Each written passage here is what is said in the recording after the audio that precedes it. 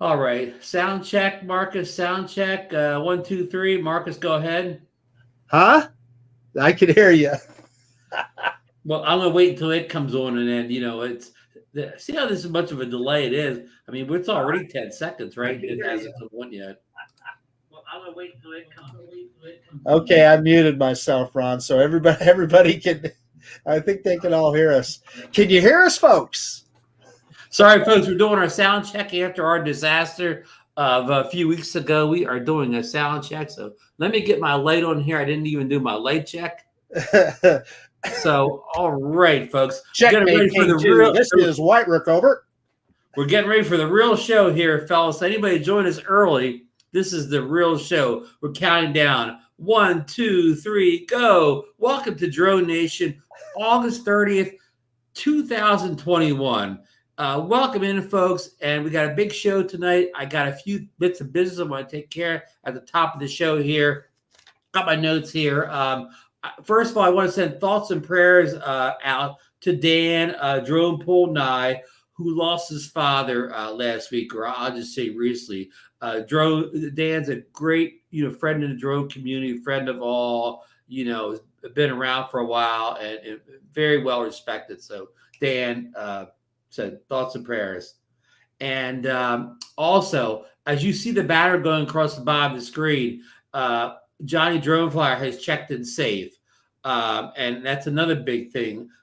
We want to send a big thoughts and prayers out for all the people of Louisiana and the nearby states. They took a direct hit from Hurricane Ida, which was a Category 5. I think it's already been reported as the 5th worst hurricane in the continental U.S. So, but Johnny is safe. He's had some damage to his house, but nothing that can't be fixed. And Brad Austin was the first one this afternoon on Facebook to report to talk to Johnny and have him checked and safe. So. Yeah, I understand he's got some broken windows and a tree fell down, etc. So I think some leakage in the kitchen, or yeah. That's what was reported. So we're just glad that he and his family is safe. So that's great news. Because his daughter lived right behind him, and so yeah, we're and Johnny he said he may get on the show if he has has cell service. I asked him if he has power, but I don't think I heard back from him exactly. And one other quick show note before we get started with the main body of the show. Next week is the Labor Day holiday in the U.S. here. I don't know exactly what that date is, but it's next Monday. And it's a day for all the laborers in the U.S. to get an extra day of rest. And Marcus and I, we're really hard laborers. So, nobody labors harder than Marcus and I. So we'll be taking that holiday off. So there'll not be a show next week. Now, that's not to say, Marcus, I won't drop a pre-recorded something in this time slot, but we will not be here live next week. We'll be out by the barbecue, flipping burgers and, drinking Coca-Colas and, probably playing volleyball and whatnot or whatever. So everybody have a great holiday, and, we'll see you in 2 weeks. But, okay, I've talked September 6th is the date, Ron. September 6th. Thank you, Marcus. We never know the dates around here. So I've talked enough. I'm going to throw it over to Marcus. We're going to catch up with him. But don't go anywhere, folks. We're our good friend Ross Langdon from down under in Australia is going to be joining us just a few minutes. But Marcus, take it away. All righty, Ron. I am going to ask you for the screen here for just a second. This is not drone related, but it's something that I'm sure proud of. So I'm going to take the entire screen here for just a minute, and let me get this. Go. Let me get this. I'll try to make it big if I can. Yeah, here I made it a little bit bigger. So what that is, folks, is I'm on the local Corvette race team at Firebird Raceway. We do what they call the Club Challenge Series. And my team won the championship this year, what they call the Copper Cup Championship. And that's our team right there. And they asked me to have my car out front for our winner's circle picture. So I was pretty proud of that. We talk a lot about tech on this channel. Let me tell you, that is a high-tech automobile. Anyway, just really proud that the Valley Corvettes won that Copper Cup at the Firebird Raceway, the Club Challenge Series for 2021. So enough bragging, Ron. I'll stop sharing. Congrats to you, Marcus, and your team out there. I'm sure you guys endured a lot of hot weather in that championship this summer. It was. I just couldn't help it. I'm so proud of that. I had to brag just a little bit. So the other thing that's going on is, let's see, what have I been up to? I went out today, Ron, and I flew the mini drone that everybody's been waiting for, the Bugs famous 19. Bugs 19. Yeah. And it had its ups and downs, I'll say that.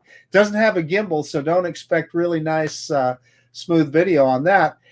And then, I don't know how much we're going to get into it later. Ron, how much you want to talk to me about my recent, you want me to talk about my recent flight with the Zino Mini Pro? We'll tell you what, we're going to bring our esteemed guest in, Ross, who's here to talk about his experience with the Mini, and we'll kind of throw all that into the same segment. Okay, so you just let me know when you want me to talk about my experience with that drone, Ron. Okay, well, we will bring Ross in, and we will get right to the heart of the matter here on the show. And I just want to give a little precursor out here, Marcus. We're not here to bash.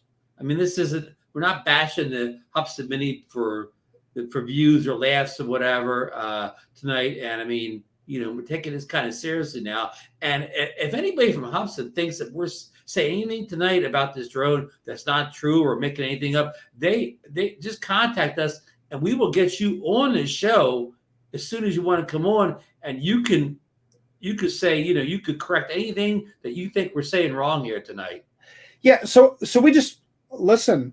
What I try and do is just show my experience with the drone, and I know others have done the same. So, people can make their own judgments on what kind of a product it is. But yeah, we're not here just to bash a product, just for yucks or whatever. We think this is a serious thing, and right now we're going to bring Russ Langdon all the way in from Australia. He's going to help us kind of sort out what's going on with the Hubsan Zino Mini Pro in the early days here. He's one of the first people to receive it in Australia. Should we give a little background on Ross, Ron? In that, so Ross is a content provider. He has a YouTube channel out of Australia. He first came on my radar screen. He was one of the first guys that I remember getting that Fimi X8 SE in 2018, and he did a great review of that. But since then he flies a lot of drones. I think his probably primary drone is the Fimi, the Autel Evo 2 Pro. Right. You got to get these names right. It gets a little crazy. But what of interest here is he also recently, he got the Fimi Mini recently as well. And then he also got the Hubsan Zino Mini Pro, and we'll let him talk about his experience with that. But I just wanted to give you that background. Ross is a very accomplished drone pilot. He is a better videographer than I am. I can tell you that much, and I'll let Ron speak for himself. But let me tell you, Ross puts out some amazing product on his channel. Really dramatic, wonderful video. So I'll let Ron take it from here. Well, that's a great introduction, Marcus. And with no further ado, we're going to bring in Ross. And you talked about his videography. And wait until you see his background here. He already wins the DroneNation Background of the Year award here. So no further ado, all the way from what city is Ross in? Brisbane, I think. Australia. Australia. That's the country. Welcome in, Ross. G'day, guys. How are you tonight? Yeah, good, mate. Australia is good. A bit cloudy. It would have been nice if What the sun city was or out. town are you in, Ross? Brisbane, in Brisbane. Queensland. I mean, the weather here is similar to Florida. To put a comparison. Now, are you an East Coaster then? Yeah, East Coast. It's Right. an hour and a half flying north of Sydney Mm-hmm. on the East Coast, and the city of about 2 million people, Oh, wow. thereabouts. And we've got the Olympic Games in 2032. Good deal. I don't know whether I'll be around for that, but anyway. Oh, you'll be there. So welcome in tonight. Marcus gave you quite the introduction there. Is there anything else? You our first time on the show. Is there anything give us your a short little biography about what you do in the drone world or camera world, or Obviously I have a professional job elsewhere, but in respect to drones, going back about 5 years ago, I was at a friend's barbecue, and Edwin actually, who did the filming at the top of the mountain last week. And anyway, he said, have a look at this. And he pulls out the Phantom 4, and he let me have a try of it. And I said, I want a piece of this. And so I bought, what did I buy? The X-Star Premium, believe it or not. Malta? So, what do you call it? A lot of people say it was a copy of the Phantom, but whatever. But it had a great camera on it. And after that, bought the Mavic, what do you call it? The Mavic 1, Mavic Platinum. The Mavic Pro. And Mavic Pro. And look, a fantastic drone to fly. And I love the appware on with DJI. It's just benchmark. It's fantastic. But having said that, I was disappointed with the camera.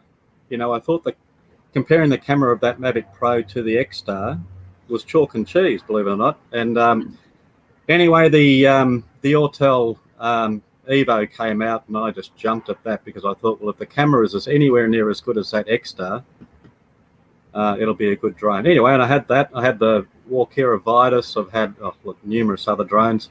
But more recently, I have this bad little boy here, the Mini 2. Superb drone, for such a small kit. Super reliable, great camera. Can only sing praises for that fantastic little drone. And then my piece de la resistance, if you want to call it, for video shooting, is this bad boy. Whoop. Version V2. Did you people see that out in the peanut gallery? That's the V2. Yeah, the V2 Autel Evo 2 Pro.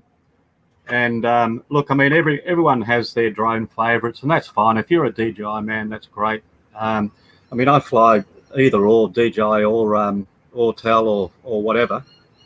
But certainly, in respect to this, I just think the videography I can get out of this drone is absolutely astounding.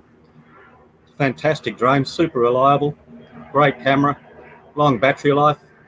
And that's not putting any disrespect to DJI. They make superb drones, brilliant drones. But this is my preference. Well, I've got a question for you then with that in mind, Ross. So listen, I've never flown the Evo 2, so I don't have a dog in this hunt, but I have heard from some reviews that some people don't feel like it flies as precisely as DJI products. Any remarks with regard to that? I don't believe that's the case. I mean, it certainly doesn't fly as slick as the DJI products. Like it's the DJI, say the Mavic Pro 2 and down. They fly like sports cars. Whereas, this flies more like a heavier drone. But in respect to its reliability, if you want to point at a subject, bang, it's spot on. It's probably a little bit slower to pull up compared to a DJI drone, so it has a lot of momentum and it takes a while to pull up. But great drone. So Ron, Ron has, obviously he flies the Evo 2 as well. And Ron, Ron has called it like a tank in the air. In other words, and he means that in a good way. Like a brick. Yeah. A lot of remarks about the brick, and I say, yep, it does fly like a brick compared to the DJIs. But in all honesty, I've bought this drone for that. I haven't bought it to fly like a sports car. There you go. And Ross made a good point about it flying a bigger drone. It flies more like a Phantom than it does a Mavic. Sorry, mate, you have to speak up. I just got this helicopter flying over. I was saying, I think I feel that. Go away! It's a police helicopter. They're looking for me. That's Hubsan. That's Hubsan looking to get you. Yeah, I recently bought the Fimi Mini and the Hubsan Mini Pro. The Fimi Mini. Look, I find the Fimi Mini flies really well. It's a great drone to fly. It doesn't have the great range that the DJI's, this little boy has. And the camera's okay, but they just can't get that gimbal together. You've got a tilted horizon, so when you're doing any post editing, everything's has to be corrected. But the actual imagery out of the Fimi Mini I thought was very good. Having said that, I lost patience and decided to sell it. Then I've moved on to the Fimi Mini Pro. The Hubsan Zino Mini Pro, and I received it last week. I did all the preparation overnight, and in the morning I thought, well, look, I'll put it up. Just up in the air and take some photos, of this view here, and pull it back down anyway, and put it about 10 meters over the house. Well, sorry, on the other side of my property here, there's a vacant commercial allotment, so it's just empty land. It's about 2 acres in size, and put it up over that, only about 5 to 10 meters, and next it started drifting, and I thought, oh, here we go, I better start correcting that drift. And the next it literally flew over the top of the property here, and it ended up going over that way, about 1 kilometre, and then it ended up going over this way, 2 kilometres, and then I ended up losing FPV with the drone. And when I looked at the flight log, you could see my stick input trying to correct, the actual flight itself. So I had it pointed towards home, with the sticks pointed full forward, and it was just drifting sideways, and off she went. So you had no control over it at that point.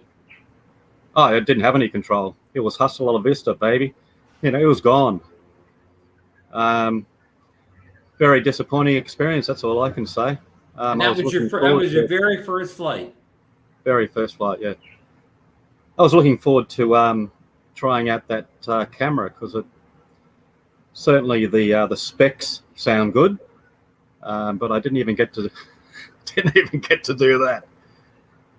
You had the 200 bit rate probably going. Now, did you have any trouble with the calibrations? I hear a lot of talk about the calibrations, and just somebody else who lost their drone or recently, or not maybe lost their drone, but had a problem, said that something about a magnetic interference. But did you have any calibration issues, Ross?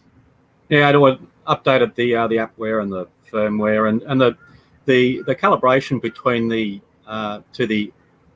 aircraft is a little bit convoluted, because you have to plug in the aircraft. Is it to the mobile? I think it is. I can't remember now, but it's a little bit strange compared to your bespoke calibrations with the DJI Autel. And then there's there's quite a number of other calibrations, the IMU, the gyro, the Yeah, I'm trying to remember them all too. There's IMU, gyro, horizontal. and you have to do them in a specific order. Yeah, Yeah. yeah. And then of course there's the calibration of your obstacle avoidance as well. Ross, I spent about it took me probably an hour, I'm going to say conservatively, to get that obstacle avoidance calibration done. And I finally did get it done. But even at that, I didn't have much luck with obstacle avoidance on the drone. I just didn't trust it. Sometimes it would stop like it should. Other times it didn't. Now, I've seen other people's experience. I know Sean with Air Photography is in the chat, or he was earlier. It seemed to work pretty well for him. Ali Shan now in China, I've seen his videos. Seemed to work pretty good for him. Not so much for me. And the drone got really hot with that obstacle avoidance on. Yeah, but to be honest, I bought that drone not for the obstacle avoidance. I very rarely use obstacle avoidance in the type of flying I do. It was the camera that I was interested in, but someone's got it on their mantelpiece about two suburbs over that way. Yeah. Or it's hanging in a tree, maybe. Who knows? Yeah. It's in a bird's nest. Yeah. Ross, with regard to the camera, and just for our audience, we spoke before the show, so Ross kind of knows what I'm talking about here. But the camera was marginal. They just did a recent update, and they added some color choices. Now, they didn't call them white balance, and there's a different section now that they have for white balance, but you can't adjust it yet. It's all on automatic. But the color choices, they called it, were natural, sunny day, and Ron told me how to pronounce this, moire off. And what moire is when you see a drone with vertical lines and it'll create patterns and stuff in the video. It was supposed to, I presume, eliminate that. But I can tell you, I tried all three of those modes, and the video is worse than it was when I first got the drone. It's very soft. It's not focused. It's blurry. I don't know. A lot of work to do on that. So I guess what I'm trying to tell you is, Ross, I realized it had that 1/1.3 sensor, which we were all excited about. It's going to let a lot of light in and a lot of room to capture a nice image, but they've got some tuning to do. That's all I can say about that. Hey, Marcus, we got a question for Ross from Joel Shepard. We have it on the screen here. He's asking Ross, is Hubsan replacing the drone, Ross? Yeah, well, that's an interesting story too. So obviously, after I lost the drone, I sent an email to one to my vendor that I bought from Alibaba in Shenzhen, China, and they gave me a particular person's name at Hubsan to email direct, sent off the details of what had happened, and they responded very quickly, actually. So hats off in that regard. But they then wanted to know the serial number of the drone, and I said, well, if I could find it, I would let you know. But I showed them the side of the box and sent them the flight log, which is, as far as I'm concerned, the log is 100%. There was an issue with the drone responding. Anyway, they've asked for a bit more information, and they said, do you want to join Hubsan Refresh in the meantime? And I said, well, your company actually offered a free refresh for all those who are in the months of pre-order waiting. So I'm still waiting for a response on that. Look, to John, I haven't had a response back in respect to the replacement of the drone yet. Let me add to that a little bit. So I don't know, a lot of people have probably seen my original review of it where I had problems connecting to the drone, and then my flight over the canyon where the drone disconnected and had some issues. Mine returned to home though, Ross. It came back. I'm not sure if I'm happy about it coming back, but it did come back. Yours is good at return home, Marcus. It did. It came home. But Hubsan got a hold of me, and they said, "Listen, we want to help you with this drone," and they're actually sending me a replacement. What they told me was they felt like there was an issue with the motherboard, and same with you, Ross. I sent them all the flight logs, all that kind of stuff. So we'll see. It's funny you say that, Marcus, because to me personally, I think it's a motherboard issue. Ironically, it's not my first flyaway, and when I bought this one, the Mini 2, I bought that the day it was released, back in, was it November last year, and I went up to one of the waterfalls about an hour away from here and put it out from a lookout. And I had one of those lollipop mans, the man with the stop-go sign, and he come down to have a chat. And I had it straight out from the lookout about 20 meters. And he's trying to have a chat with me while I'm flying the Mini. And next thing you know, I hear this zzz, and off. I looked out, and there's the Mini. It's off and running. It just raced off, and luckily, because it's actually a gorge, so there's a 50-meter cliff, whatever. And I looked up, find my drone, and went down this track on the cliff edge, and had to walk through this really thick bush, and I was right on the edge, like I would have been maybe a meter from the edge of the cliff, and trying not to fall over the cliff, and then I found the drone sitting in this clump of grass tree. Sent it to DJI, and they actually acknowledged it was a motherboard issue, and replaced the motherboard on the drone. Well, Ross, they must have had a bad batch of motherboards on the original Mini 2, because a very similar incident happened to me. My very first flight with the Mini 2, flying over the canyon, the drone went into what I'll call a death spiral. It was completely out of control, was going in big circles and going down and down and down. And finally, out of exasperation, I was trying sport mode, all kinds of different things. Finally, out of exasperation, I hit the return to home button. And I don't know what happened, but finally the drone just came back and came home. So, of course, I opened a ticket with DJI.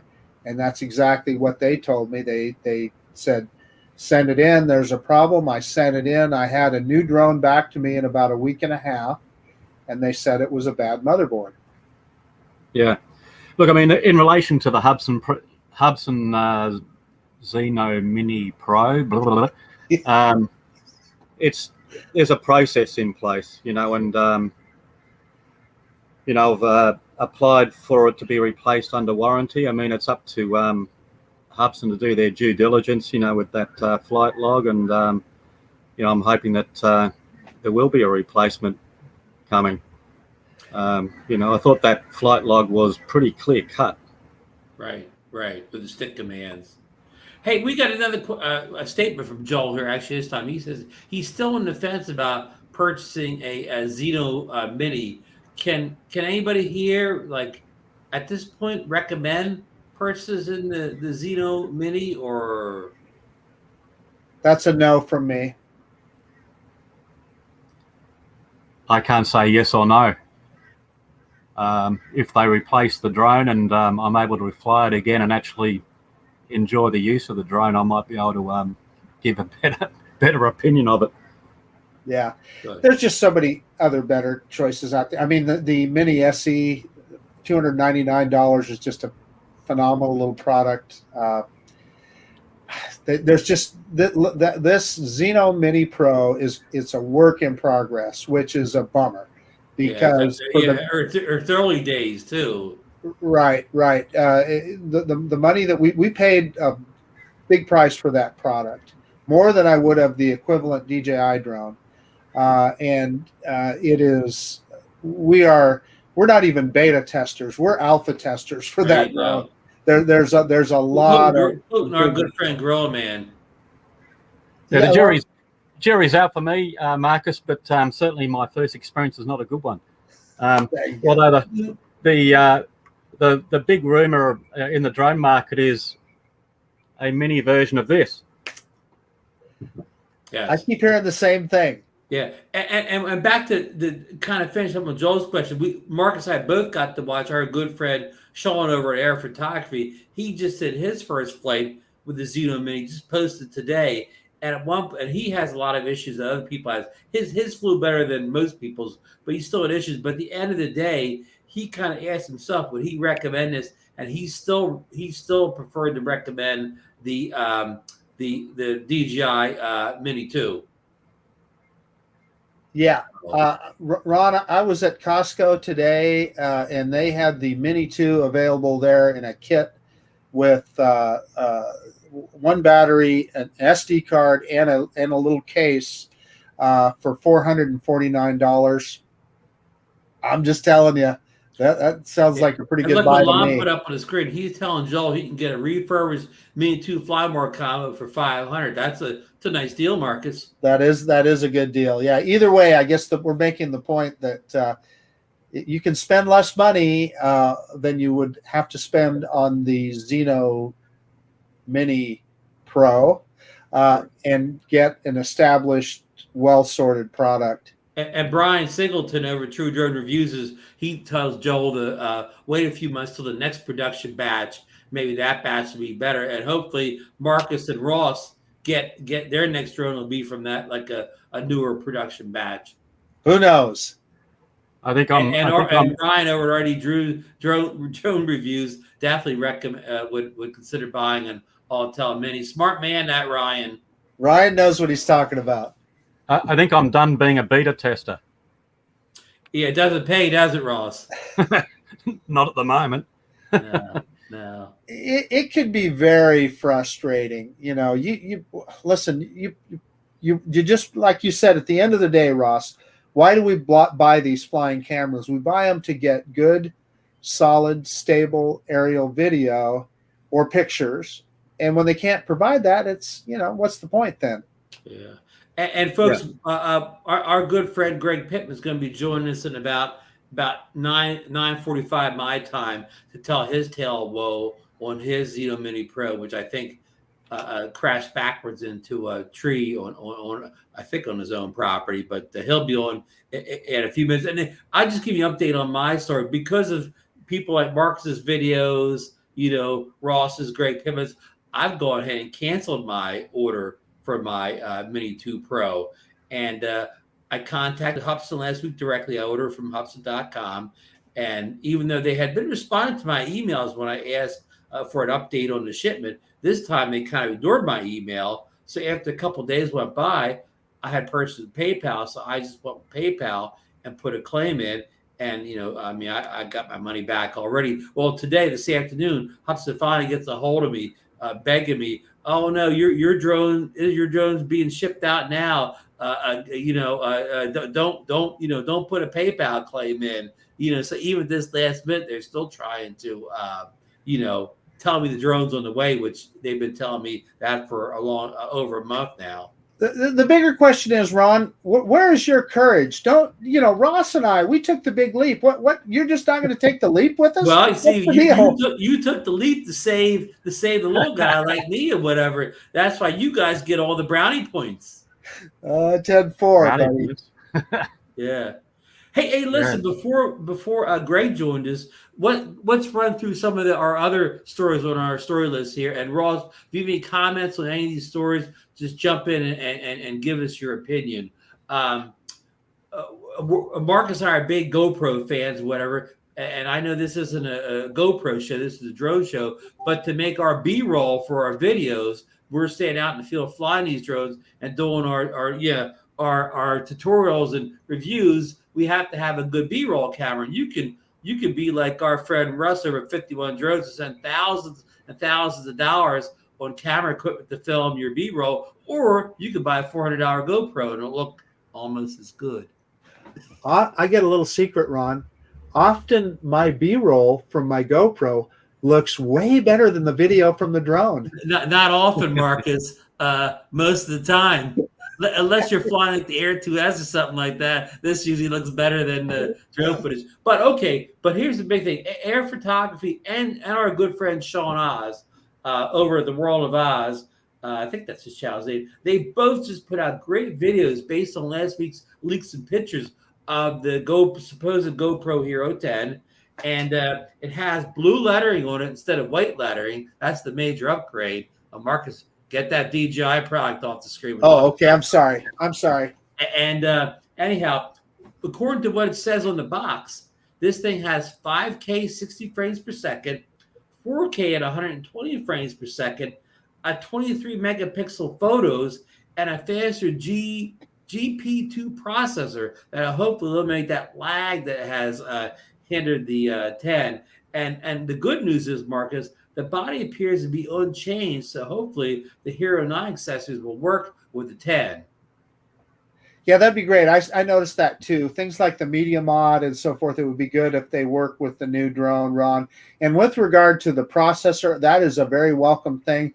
I can tell you today I was out filming with my Hero 9, and a common problem that people have, and I've had it several times, is the camera will occasionally just lock up on you. None of the buttons will work, and it'll quit recording, and you have to do essentially a reboot by pulling the battery out, push the battery back in, and it'll take off again. And I don't know if that's related to a processor that isn't up to the job or not, or is it a software issue? I don't know, but it's happened to me often enough that it can be very frustrating. And nothing worse than having a crash in the middle of you making you got your video going perfect and you get a crash. That's exactly right. And what's even worse is sometimes you don't notice it. You think you're, talking to the camera and you don't notice it until later, and then you're trying to turn recording off or something, and you realize that it froze up on you. So my hope is, it's a fantastic camera. I love it, but that is one of the problems that not that just I've had with it. A number of other people have reported with that camera.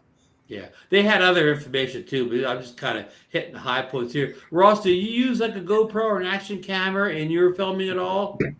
Yeah, I've got the the X8 Yes. 360. Oh yeah. Have I got the right name? The Insta 360? Insta. Yeah, that's it. Yeah. You can tell I use it a lot. Look, my still photography and using the likes of a GoPro or Insta are very, very small. This is the bad boy I like to use. Yeah, gotcha. And videography is my thing rather than stills. Right, gotcha. So sorry, I can't say I do, Marcus. That's There okay, you go. Ross. Very much. So let's move on to another topic here as we keep moving the show along here. Our good friend Asita Lev over at Twitter's. He's been a busy man lately. He posted some. Well, I'm going to go to the other story first because the other story is going to be a big one. He posted a couple images recently, and one he posted an image of the Osmo Mobile 5, the smartphone gimbal that DJI releases every year. And this one, from the drawings, it looks like it has an extended handle on it, like a tripod handle. What would you call that, Marcus, where it comes down? What's the A selfie stick? I don't know. Selfie stick. Thank you. Okay. I was looking for that big word. Now, Marcus, you've had ones already like that's had the stick on, haven't you? A gimbal? Well, I mean, other than like the OM4, you can screw the little tripod onto the bottom of it. Yeah. But this is the first time I've seen this where the handheld gimbal has the little tripod that comes out on it. Right.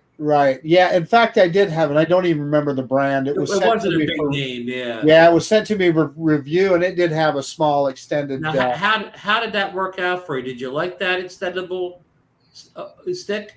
Well, I guess if you're setting it up in a static position someplace, yeah, I can see where that would come in handy. Absolutely. Yeah, because I've sometimes added on one, for certain shoots. So I guess it would be nice. It was built, and it wouldn't make it too bulky when it wasn't in use. That would be the key for me, because I use it more often without it than I do with it. So Yeah.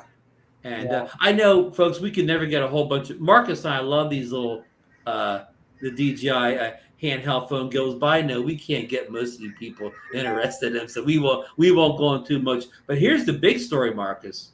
Oclev also posted images of the possible Mavic 3. Did you see that, Marcus?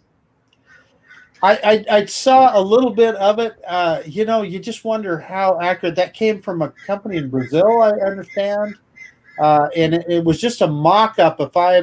It was kind of their interpretation of what the drone is described to be. So how accurate that is, who knows? I can't show this on screen because it's from Drone DJ, and I don't want to show their stuff on the screen, but I can certainly read from some of the specs that they highlighted. They talk about it has a new collision avoidance system without side sensors.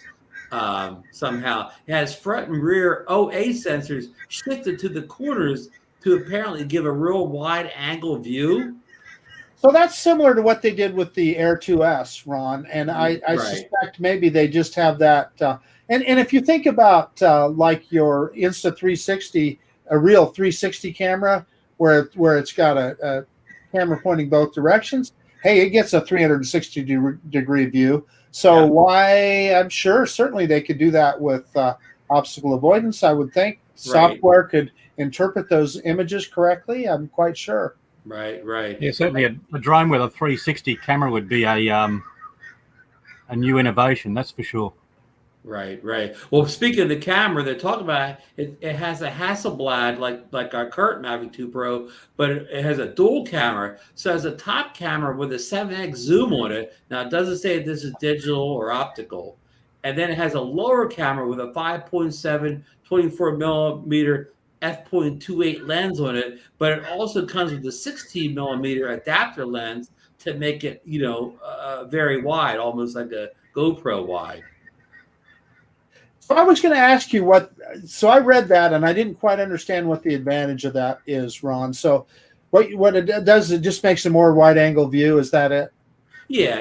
Like the 16 millimeter field of view would be like, like seeing your GoPro, almost like I hate to say fisheye because everybody denotes fisheye with poor quality, whatever, but just has an ultra wide angle lens for doing like if you like a real grand landscape thing. But the 24 millimeter basic thing would be more of a kind of a zoomed in look of say the Mavic 2 Pro.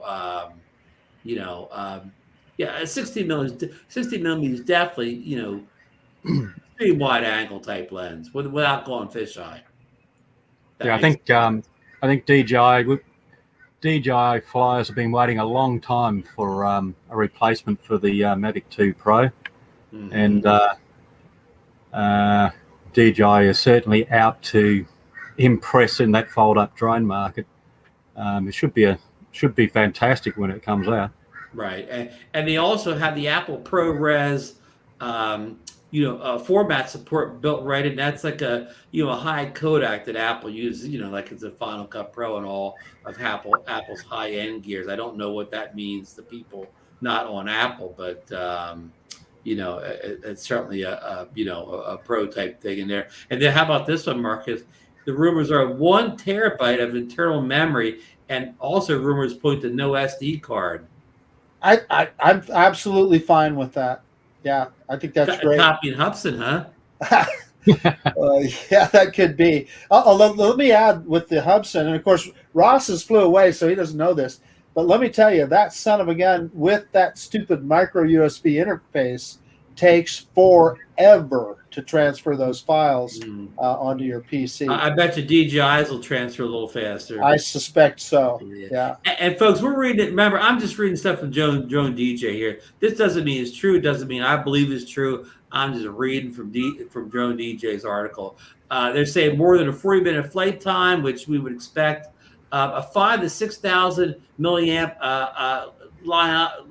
ion battery. And they said they're not sure about that. They're probably not sure about anything. But Lithium ion, really? yeah, well, Lithium, okay. They're saying, they got. Here's how they have it spelled: Li-ion. yeah, that's lithium ion. That's But they got a surprising. parentheses, not sure. Yeah, that's surprising. You'd think it Yeah, would be a yeah, lithium polymer, yeah, but yeah. yeah, but who knows? Yeah. Not sure. So in an article that's probably half made up, they're not sure about something that's made up. So take that with a grain of salt. How about the battery mount from the back, Mini 2 style? Sounds awful lot like Autel to me. Okay, Yeah. Gimbal has integrated automatic lock. I don't know if that continues with the acrylic protector. So I don't know what that means. Gimbal has integrated automatic lock. So are they telling us we don't need a gimbal guard, or? So that's kind of what I kind of read that like that, Ron. So it will just lock the gimbal in place so it's not flopping around when the drone is not powered on. That's Okay. what that sounds like. Man, don't take our gimbal guards away. We love those things, right, Marcus? Yeah, fiddly little things. Yeah. Yeah. And There's how good about and this? bad gimbal guards. Yeah. How about this one? We'll use the same remote controller as the Air 2S. Well, I wonder if it's this. Yeah, I wonder if they'll add some telemetry I was to gonna that say, controller. no telemetry on my Mavic screen. How dare they? Well, I kind of want. That's what makes me wonder about that one as well. But Ron, you missed one, and Lon brought it up earlier in the chat that it is supposed to have a dual camera, or did we talk about? No, I said possible dual cameras. I said the top a 7-inch zoom and the bottom's a 5. Okay, I'm sorry, I misspoke then. I was sorry. I'm rushing through trying to cover stories, Marcus. My bad.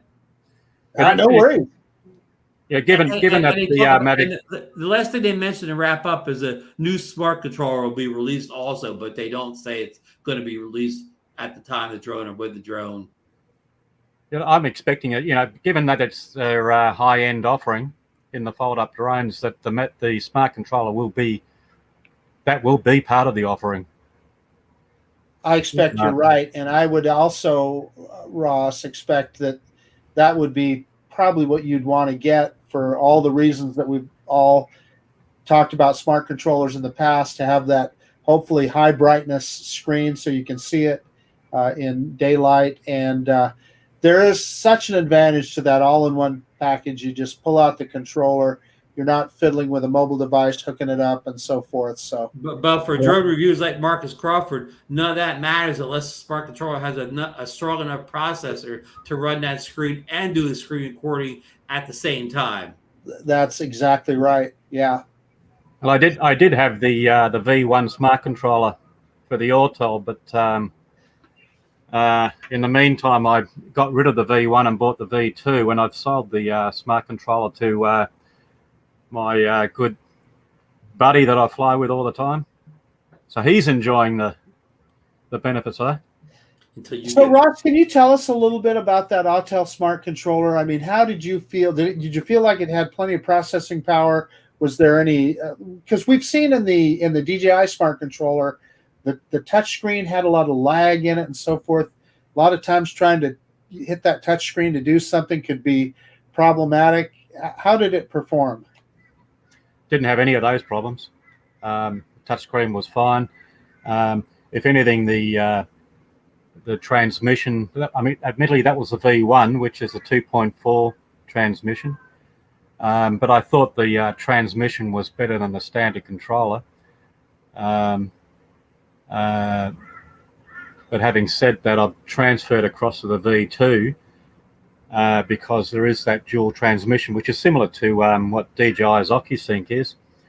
And like literally right behind me, as I was saying to Ron before the podcast, the University of Queensland is a couple of k's away, and sometimes I fly down by the river there. And with the uni being across the river, the 2.4 band of Wi-Fi is absolutely clogged.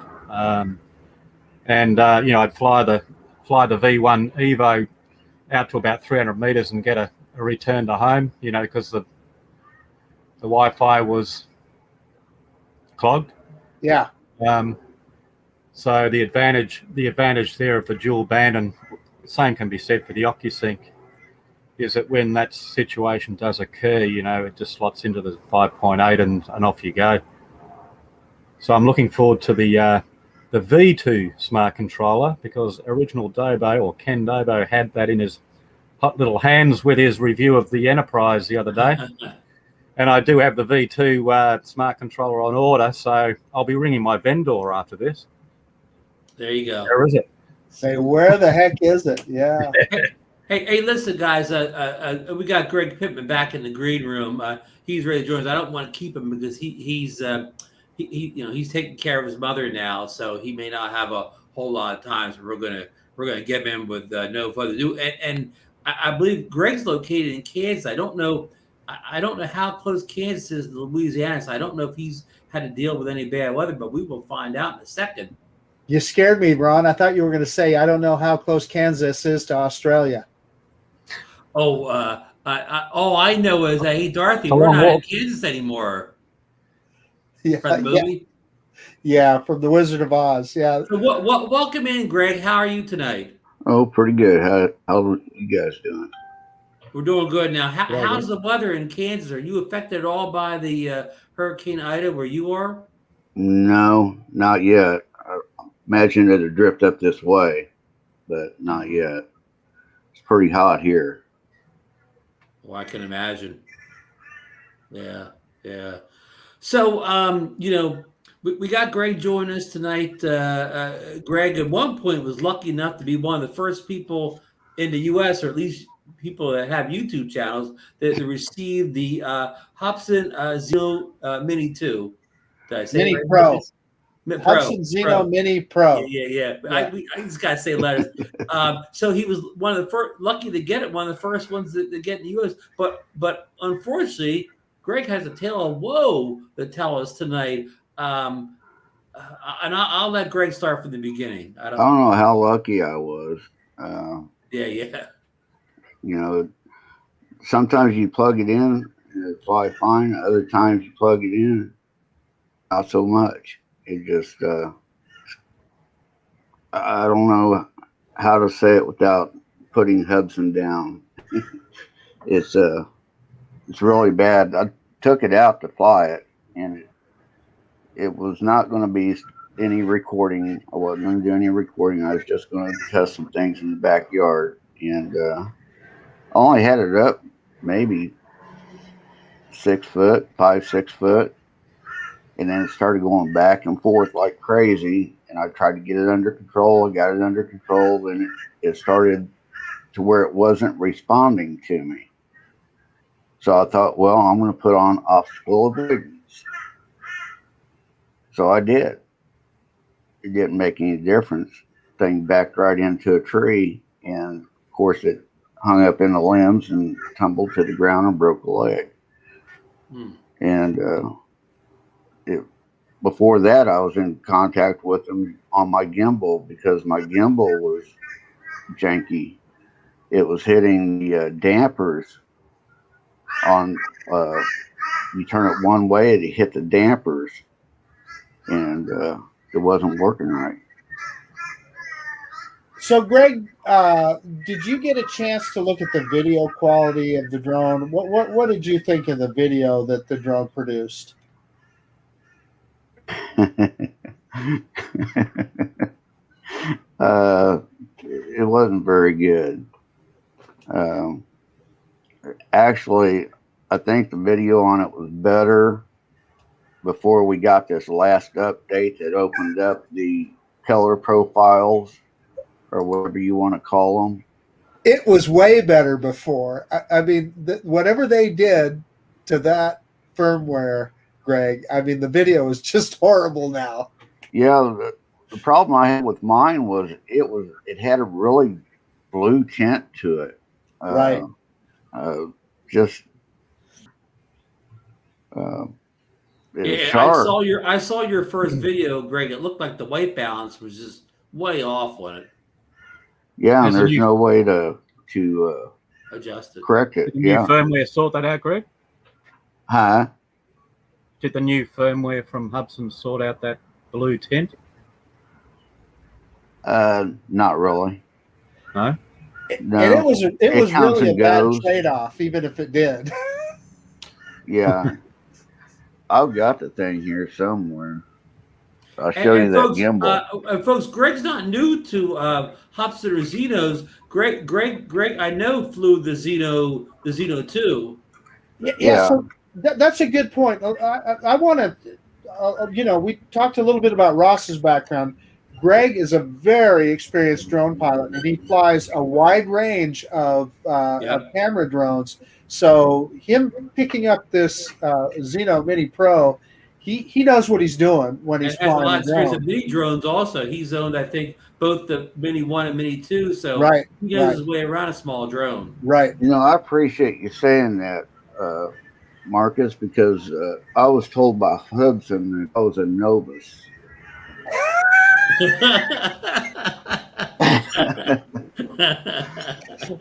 They said I must be a novice and panic when I hit the tree. I'm like, I didn't hit the tree. I tried to keep it from hitting the tree. The drone hit the tree. Right. Yeah. So it was, I don't know. They just, I made a video that I was going to do an update on my previous video. And then they sent me that email. And I'm like, that's not going out. Because I don't know what I'm going to put out now. Hey, Greg, so it's also worth talking about. You had a previous somewhat of a flyaway with it as well, right? Before you broke the leg. Yeah, it was doing its own thing. It just wouldn't hold still. Like I said, sometimes you could start it up and the thing was rock solid. You reboot it again and it's all over the place. It's like there's something not right. Yeah. Is it a software issue, Greg? I think it's a combination of software and hardware. I think Hey, there's Greg, something going on. Greg, I got Joel Shepard's question up on the screen. He's asking you, what is Hubsan doing for you, Greg? And Joel's interested in getting the Mini Pro. So this question means a lot to him. Well, Hubsan says they're going to send me a new drone, but they want the old one back. And I told them that was fine. I'd send the old one back once I got the new one. And I told them that I glued the leg on it. And they didn't seem to care about that, but they wanted me to join their service department in trying new things to get GPS better. In other words, they want you to be a beta tester and they want you to do it for free. No, they want it goes even farther than that. They want you to tear the drone apart and remove things from it. They wanted me to remove I don't know if I can get this up in the camera, but under this gimbal, there's a piece of tape that covers up a ribbon, and they want that tape removed. And I don't know that I'm going to do that. I wouldn't be comfortable doing that, Greg. I can tell you that. Well, quite frankly, I just don't have the skill set for that. Well, I went ahead and did it to this one just to see how hard it would be. But thing is I don't want it voiding my warranty. And got one guy telling me it won't void my warranty, but if something was to happen, then they would say, well, you were working on it. True. But if you can see that gimbal, that thing it catches right there. So, Greg, since you mentioned that, you remember you asked me about that one day, and I got mine out and I messed with the gimbal, and I said mine doesn't do that. But since then, I've messed around with it, and I saw exactly what you're talking about, and mine does exactly the same thing. When I turn it, it would be to the drone's right or my left if it's facing me. That is correct. In the yaw function of the camera, it'll catch on the little silicone cushion there. Yep. On that damper. Yeah. Sure does. Now, Greg, because you did cancel your drone, you were able to get the Hubsan Care refresh on the drone, right? Has that Right. helped you at all, being part of the Hubsan Care program? No, they say that it's not going to affect it. I'm going to have care refresh on the drone I get, but they're not charging me any money for it. That care refresh, that's $229 if you want another drone. Yeah. And then you on top of what we paid for it, you're looking about $800 for a drone that's worth $300 or $400, if that. Yeah. Exactly. Hey, did you see Bill Renee's comment? He said, hopefully when Hubsan sends you a new drone, it'll be a Mini 2. Yeah. Yeah. I like it. Yeah. Yeah. It's definitely Mini 2's a better drone. As is the Mini SE. Yes. As is the original Mavic Mini. I was just getting ready to say that. So right now, as it stands, you're just kind of on standby, waiting for the your replacement Mini to arrive. Yes. And Marcus, you're waiting on a replacement also, correct? Yeah. Now what they told me was, so that drone, I got approached by the people at Banggood, and I didn't get the drone from Banggood, but Banggood asked me to take my video down. And I said no. Not only did I say no, I told them that wasn't any good, and if they wanted me to ever review another drone for them ever, they'll just stop that business right now. They apologized to me and said no, but then shortly thereafter that, and of course, I should also add that I had been talking to Ali Shanmao in China. Yeah, I don't know if anybody's familiar with his channel, Mansour Ali, and he was very helpful to me. He walked me through a bunch of stuff with that drone, but then Hubsan reached out to me, and what I'll say is Hubsan did not ask me to take the video down. They did not say anything. All they said was, "Listen, we can see you're having issues with your drone, and we want to help." Which, hey, awesome, right? What more can you ask for than that? And so they asked me for my flight records, which I provided. And then they got back to me and they said, listen, we think you have a bad motherboard and we're just going to send you out a new drone. So, and it hasn't arrived yet. So I don't know. Well, hopefully they get a hold of Ross and tell him they're saying out. Well, he only needs the body. He doesn't need anything else. Just the drone. Right. That would be nice, Ron. A drone and a battery is what you need. Yeah, that's it. No, I mean, we're laughing here. A lot of people are making good comments in it. But I mean, this is a real issue here. I mean, well, it's an expensive drone. It's an expensive drone. It's they not need like to stand behind it. Yeah, it's not like it's $100 toy drone. That's the point, right?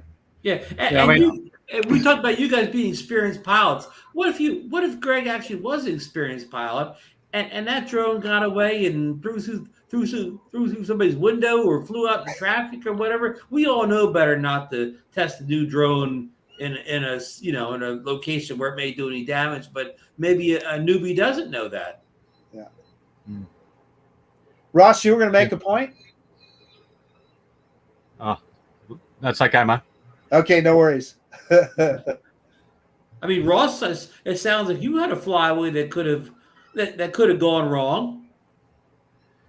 Who knows where it landed? Yeah. Could have landed on a car, a house. Who knows? Yeah. Right. There was someone that said, "Did you put your name and address on it?" And I said, "Well, hindsight's fantastic." And I don't think I was planning on a flyaway on my first flight. But certainly, if you're an inexperienced pilot and you were to have what happened in my instance, it was scare the living daylights out of you to say, what am I supposed to do? I tried to return to home and it didn't want to return to home. It just wanted to land on the spot. And at that point, It was at the range of FPV, and next to know, the screen blanked out, and yeah, goodbye drone. It was off. There's another point there with it overheating and you not be able to return to home. When it overheats, it just lands wherever it's at. So let me talk about that a little bit, Greg. So in my experience, when I finally was able to get the drone up in the air, I took it up, and so I was testing the obstacle avoidance, and I don't know, like an idiot, I was using my Chevy Tahoe as the object that it was moving towards. I don't know what the heck I was thinking of there. But anyway, didn't hit it. But when that obstacle avoidance was on, boy, that drone got hot, and all of a sudden it gave me a message on screen. It turned off obstacle avoidance, and it turned off video recording, and it says the drone is overheated. We've shut these off. So I just hit the up stick, and I took it on a little flight and cooled it off a little bit, and I was able to start video again. But that's saying something. I mean, I've never had owned a drone that overheated to the point that it would shut off video or shut off any of the functions of the drone. So what that tells me is that their thermal engineering just isn't up to spec, right? I mean, obviously, they're trying to pack all this into this little drone. We all wondered how they could do that, how they could pack all this technology, that big sensor, the obstacle avoidance, all these things into this little drone. And we know that cooling is an issue with many drones. They require, even your DJI drone, if you set it down and you have it on for a while, it will overheat and say, hey, shut me off. So we know that that's an issue with these smaller drones because they don't have room to put big heat sinks and big fans in them, etc. And I quite frankly, I just think they're trying to pack too much into the drone, and clearly it just can't handle it. See, with mine, I didn't even get the chance to throttle up. It wouldn't respond. Wow. It just landed. Yeah. That's exactly what I tried to do. I tried to throttle it up. Hey, Greg, a lot of people in these boards talk about calibrating the drone. Did you have any trouble doing your calibrations when you first got it? I mean, I've heard somebody, was it Sean from Air Photography, said, it may not be him, I don't want to misquote. Somebody said they have to calibrate it every time they fly it. Yeah, Sean said that. Calibrated. Right. Yeah. Greg, and there was also did you have any calibration issues when you first got yours?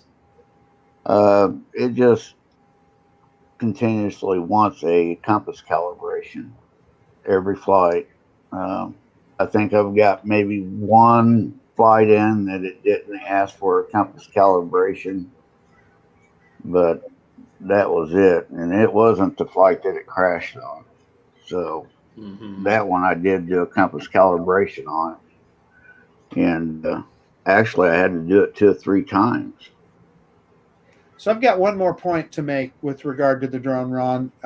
So a lot of people, when they saw I had connection issues with my iPhone, well, I happen to have a Google Pixel 3 just for those occasions, just so I can try, when I'm testing drones, I like to be able to try an Android product with it as well. And I bought this phone just specifically for that. So I tried this guy with the Hubsan Zino Mini Pro, and there was so much lag. I mean, there was literally seconds of lag in the video. When I would move the drone forward, I'd see the drone move forward, and then literally seconds later, you'd see the FPV on the screen. The drone would move forward. What does that tell me? That tells me that it was overtaxing the processor of this phone. Why was it doing that?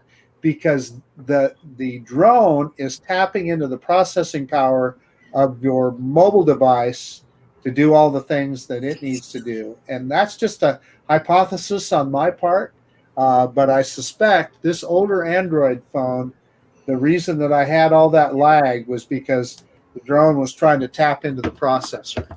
Good point, Marcus. Good I point. didn't have any lag on the newer phone that I have, but I will tell you this. You could fry an egg on it. Yeah, not only are you heating up the drone, but you're heating up the phone. Yeah, exactly. Yeah. Even that Fimi Mini got a bit hot. If you left it on the ground, engines off. Yeah, but the thing is, to their point, they'd say, "Hey, shut off the drone," right? Because it's overheating. And like you said, Ross, that's when it's just sitting there. That drone, whenever you flew it, I never had any overheating issues with it in flight. Yeah, I think airflow. I think all of the issues that people have discussed on the Fimi Mini are really nothing compared to some of the issues that are going on with this Hubsan Mini. Yeah, that Fimi Mini, first flight, bang, up she goes, and they're fantastic to fly, the Fimi drones. And the only real issue was that gimbal. Right, and a crooked horizon. Yeah, I mean, outside of that was a really good drone. Yeah, I totally agree with you, Ross. You know what? When is Fimi going to learn how to build a gimbal? I don't get it. That's just the downfall of that particular drone. And that one again, the last one, I was on my third one, and Fimi had already replaced it once, and the gimbal on mine would just go crazy. I mean, not just shakes, but it would just, well, eventually it would just shut off and just wobble around wherever it wanted to go. Again, Fimi got a hold of me and they said, "Marcus, that drone isn't supposed to do that." And I said, "Well, yeah, I'm kind of with you there." And they said, "If you'll send it back to us, we'll send you another drone." So yeah, I didn't necessarily have those issues. It was just the end product, your images and video, everything needed to be post edited, which was just a nuisance. Look, no drone has a perfect horizon, in my opinion. You'll always get, maybe one degree even on the best drones, but the Fimi was a little bit more than that. Yeah. Hey, while we're talking about the Fimi Mini, I want to give a shout. This is in the show note, folks. Our friend Gorilla Man has done the best kind of beginner's guide video ever for the Fimi Mini. It's about an hour long, but he takes you through almost every step of the drone calibration. He corrects you when the Fimi manual's wrong. Well, they don't even have a manual, but when the stuff on the screen is wrong, he goes soup to nuts on it. So if you need help with your Fimi Mini, go over to his YouTube channel, Gorilla Man, and look for I don't know what he calls it. I call it the ultimate beginner's guide for the Fimi Mini. It's really a well done video. I mean, you got it. It's a long video, but if you have a Fimi Mini, you're having issues, you're probably going to find a solution here if it's not a hardware issue. Now, I'm going to jump to Joel Shepard, who's been asking questions in the chat tonight about the Hubsan Zino Mini Pro, and it looks like we've already changed his mind. He's just ordered the DJI Air 2S from Amazon. Marcus, what do you think of Joel's purchasing decision? The DJI Air 2S is the best drone I own right now. And you recommend it over the Hubsan Mini product? Well, poquito. I think the Mavic Air 2S is without doubt, their best drone. I mean, okay, we can talk about the Mavic 2 Pro, but I think the Air 2S has got a later technology. It doesn't have the aperture control, but it's got a great camera. And the other drone that's the best in the market is this boy. If you take the Mavic Air 2S and the Evo 2 Pro, they're the two best fold-up consumer drones in the market by a long shot. No question. I completely agree with that.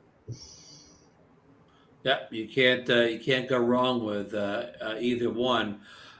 So, Greg, is there anything you want to wrap up on your experiences with the Mini, the Zino Mini? No, I had high hopes for that little guy. I'm just wishing I hadn't spent the money on it now, to be honest. Yeah. You want me to do an echo for you, Greg? I could say the same thing. Yeah, there's three of us that can say that. So. But the point is, you guys are maybe you guys save me, and maybe you'll save other people from from a bad experience. Again, we're not here to knock Hubsan. We're just trying to show experience that real world people had. Nobody's here. Nobody I know here's the bash them or whatever. We're just trying to share real world experiences. You be the judge for yourself. And if Hubsan thinks we're saying anything here that's unfair or untrue, you can send anybody from your company on our show, and we will, and you can address these issues. Can I add to that, Ron? I will say that I actively want Hubsan to be successful, and I want the Zino Mini Pro to be successful. I want people to be able to buy it and get a cool little drone. But as it sits, it just simply is not that. No, it needs a lot of work. Unfortunate. Yeah, DJI needs competition. It's good for the market. You know, they are the benchmark. They are the powerhouse company in the drone market. But we do need companies making excellent drones, even if it's just niche drones. Yep. Like the Skydio 2, and of course Autel. You know, I know Ross, you're a huge fan of Autel. I've never owned one, but I think I would be if I did.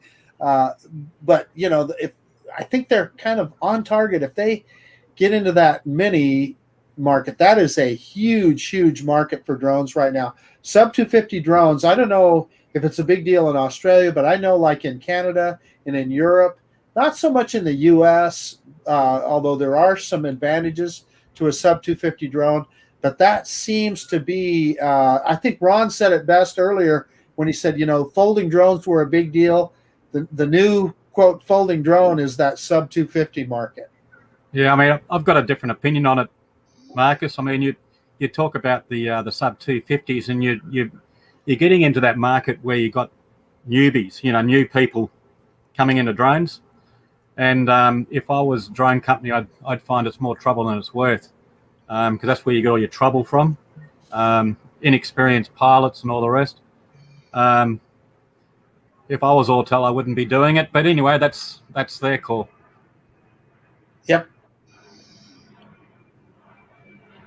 You know, I think Autel's plan to be in that, you know, they only have two products anyway.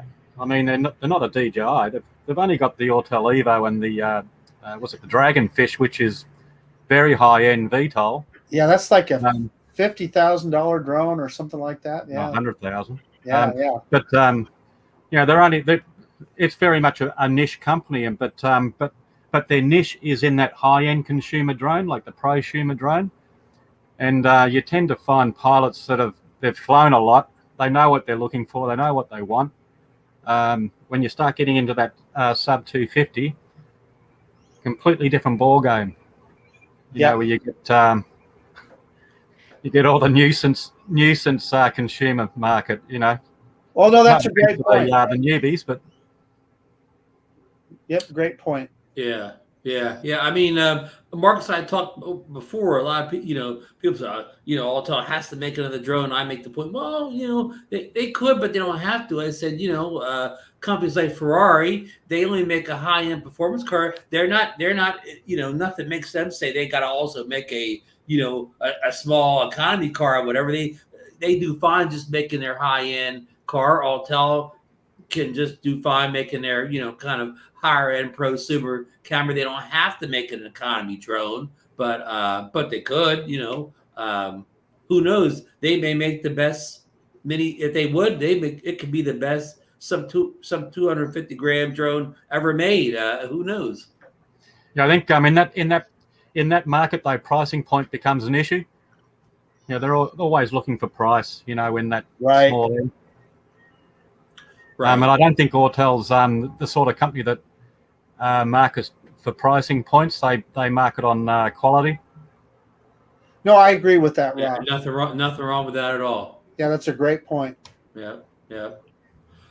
Well, Well, listen, folks, we're almost at the hour 19 mark of the show here, and I guess we'll start to wrap up a little bit here. I want to thank Greg for taking time out. I know he's extremely busy right now to come to the show, but I think it was important that he come on and kind of tell his story, about his experiences with the Mini, because again, like we pointed out, Greg's experienced pilot. He's experienced with Hubsan, and he wants Hubsan to do well. But this is his experience. Agreed. Yeah. Yeah. You're looking at the midday sun here, by the way. Yeah, it's getting real nice where Ross is. Yeah. And I want to thank Ross for being our first guest to ever give us a room with a view. We've never had somebody give us a room with a view before. So I really want to thank Ross for taking time out of his day. It's already like almost like 12 o'clock where he is. So lunchtime. We're taking him out of his day here to come to the show. But I think it was important to have Ross come on again. You've heard his experience across the drone market. He's flown everything from a Evo 2 Pro down to a Fimi Mini and Fimi XA. So he has plenty of experience all the way across the drones, not just high end or low end. He's flown everything. So I think his experience, what happened to him, if it can happen to Ross, it can happen to anybody. Well, yeah. It is a concern, Ron. I was really quite floored when it was happening before my eyes. I'm going, oh no, I'm in deep, what territory. Mm-hmm. Yeah. And you're trying to recover the aircraft and nothing's happening. It's not a nice feeling when that happens. Right. Well, both of you guys, please keep us updated on the DroneNation Facebook group. Kind of on any updates you guys are hearing from Hubsan, what they're doing for you, whatever. And then maybe we could get you back on a later show and maybe we'll have the good story. They took care of you. You got good flying drones now. I kind of want a happy end to this story. I mean, I don't know if I'm going to get it, but I want a happy end. And I'm going to throw it over to Marcus now. But before I do, I want to shout out a promo. Marcus and I are both going to be on Coast to Coast Drones show on Wednesday night, 8:30 p.m. Eastern Standard Time. Marcus, I don't know why they got us on this old farts show, right? It's a show for old farts or whatever. Why do they have us on there? Why did they pick us? I don't know. In the prime of our lives or whatever. Yeah. They stick us on the old farts show, but we're going to be there anyways. We'll be there. That's a fact. Hey, so Ron, we're wrapping it up. I just flew this guy today, the good old Bugs 19, another sub 250 drone. I guess if you're looking for a bargain, I think this one goes for about $150. But it does no gimbal, but it's probably more reliable. Well, yeah. Well, wait till you see my review, Ross. I'll leave it at that. Yeah, possibly. This guy just showed up today. I showed this to Ron and Ross before the show. It literally showed up today, the SJRC F7, and it has a gimbal on it. It could actually have a better picture than the. It could be a Hubsan Mini Killer. Well, it's not a mini drone, but it could provide better video. We'll see. Yeah, and the funny thing is, remember they called this Hubsan Mini. They called it like a DJI Killer or whatever. So. Hey, and I do this for drone related, but I do have another product thing here. This is a Remo mic. I never heard the name before, but Marcus, you're gonna love it. It's one of those wireless little mic things, but it's a mini. You stick it on the edge for iPhone. You stick it in the lightning port, on the phone, and then put the other one on you. But it comes with, I don't have it on box yet, but it comes with one of those little wind mics that you like. Yeah, the little wind muff on the end. And this is real affordable. This is like under $100 product here. Now, it could be the worst mic of all time. I haven't tested yet, but it looks pretty cool. Yeah, the only thing I'll say about that, Ron, is so you're not going to use it. If you were using your mobile device, flying your drone, obviously you only work with an iPhone or a tablet or whatever. There you go. Or an iPad. It hasn't worked with an iOS device. And I don't know, of course, I don't have the fancy a smart controller too, like Ross has, but I just recently got the Sky-Fi aerial mount for the Evo 2 controller. There's a lift door that's pretty popular, and then this one that's the two most talked about third-party mounts for the Evo 2. And what it does, it offers a more secure thing around these pull-out things here, and it provides a spot to put a lanyard on. In fact, I'm going to use the same lanyard I use for my Mavic, my DJI Smart Controller. Then, of course, you can put a phone up here on the other side while I spin it around, or this fits the iPad Mini 5. And I like the way that a lot of these tablet, things, the tablet's way back here, but this one, see how it kind of pushes up towards your face a little bit more. So, when you're old farts like us, it's kind of closer to our eyes rather than being kind of back here, like most of these things do. So I haven't got to test out in the field. It's been raining and thunderstorming for like 4 or 5 days in a row. We don't even hurricanes here. It's just rain. Anxious to test this out. It was somewhat assembly required, but it was very easy assembly, and the guys got a full video on how to do it. So, hey, Ron, I want to mention one more thing I just saw in the chat. Our friend Mr. Bojack lives in Chicago. He is on his way down to Louisiana tomorrow to help out some family down there, help them dig out of the mess with the hurricane. So I would say that's great. We wish your family well, and I hope things turn out fine. And Ken from Original Dobo is going down to help too, as part of I forget what he said he's part of or whatever, but he's going down to help out. And Tim Cook made a big donation to the relief fund already for the hurricane from Apple. So I'm sure when Tim makes a big donation, it is a big donation, Marcus. That means that my new iPhone's going to cost me another $25, Ron. And the rumors is the iPhone what was it? What are we on? 13, whatever. The new iPhone for the 17th of September. I'm in. And the watch probably the same day. And also, they think possibly the new iPhone will be like a satellite phone. They'll be able to you can put in a mode where you can operate like a satellite phone. You will not even need a cell service to make an emergency call. It's going to be an expensive year for me. That's what you're saying, Ron. I'm spending your money, huh? Yeah. And folks, I don't have anything to add outside that, but on the way out the door, don't miss Marcus's. He makes so many videos. I hate to say it's the most recent video, but don't miss his final flight in Long Beach, Washington. His sunset flight. Marcus outdid me. Now Marcus is the new king of the sunset flyers here, whatever. Beautiful video, Marcus. I love the B-roll where you were on that kind of the boardwalk and the deck. Even the B-roll was beautiful. The video was really great from there too. But that B-roll from the the Hero was beautiful too. The warm colors and whatever. The whole video was great. Thank you so much, Ron. I really appreciate that. Watch if you haven't seen it yet. I love that Snake Canyon too, Marcus. That is a stunning spot. It is absolutely unbelievable. Yeah, wonderful spot to fly. But it is nice to see Marcus get out in some new locations once in a while. Every now and then. Need to get the sand between the toes on the beach there, Marcus. A little bit, yeah, a little bit. Yeah, it was fun. It was fun being out on the beach. That was just a wonderful week. Sarah and I had a wonderful vacation. And what did I take with me that week? I took the Mini 2, the Air 2S, and the Femi Mini. I had pretty good luck with the Air 2S and the Mini 2. I'll leave it at that. Shame you didn't have the Hubsan by then. Yeah. I want to thank everybody out in the chat for joining us tonight. I mean, we saw a lot of names in here, so I didn't get to run down the names. Then we had kind of a packed show, but I want to wish everybody, at least all our U.S. viewers, a happy Labor Day next week. And remember, at the top of the show, I mentioned we'll be taking the holiday off there. We'll be back after the holiday. So everybody have a good week, safe flying, and if you pre-ordered the Hubsan Mini 2 Pro and you got a chance to cancel it, I'm not telling you to do it, but you may want to consider it. So good night, everyone. Think about it. Yeah. Think about it.